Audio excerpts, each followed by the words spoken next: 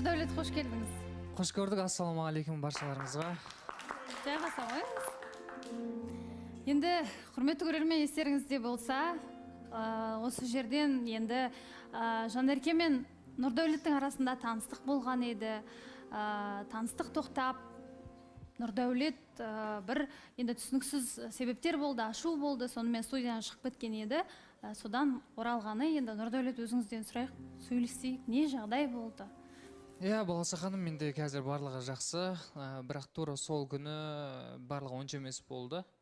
Режим, питание барлығы қалып кетті, тренировкада өте қатты жаман болдым іштей.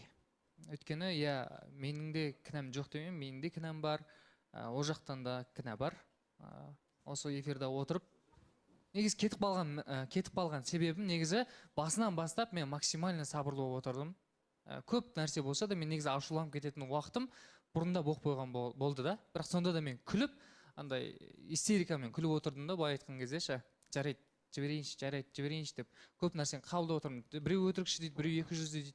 Жарайды, иә, мен сондаймын деп отыра бердім да. Бірақ соңында осы жарнамадан келіп отырған кезде Жанерке екеуміз бір сөзге кеп қалдық, ұрысып қалдық. Мен негізі сөйлеген жоқпын бірінші. Не болса да эфирда сөйлесіп жатырық қой деген сияқты. Сол кезде Жанерке өзі сөйлеп бастады. Негізі мен Баласа ханым әр нәрсеге бір ашуланып, әр нәрсеге бір ұрса беретін адам емеспін. Мен негізі максимально ұрыс деген нәрседен алшақпын. Оны қасымдағы достарым да білет. Шерхан екеуміздің өзіміз де бір конфликтке келіп қалсақ, мен ұрыстан қашам да. Ну, хорошо, кешірші бауырым деген сияқты. Бірақ сол моментте қыздың тарапынан мен ондай нәрсені көтере алмаймын да, Баласа ханым. Қыз негізі еркек адамды не жылап, не болмаса еркелеп, не болмаса алдап жеңу керек та негізі.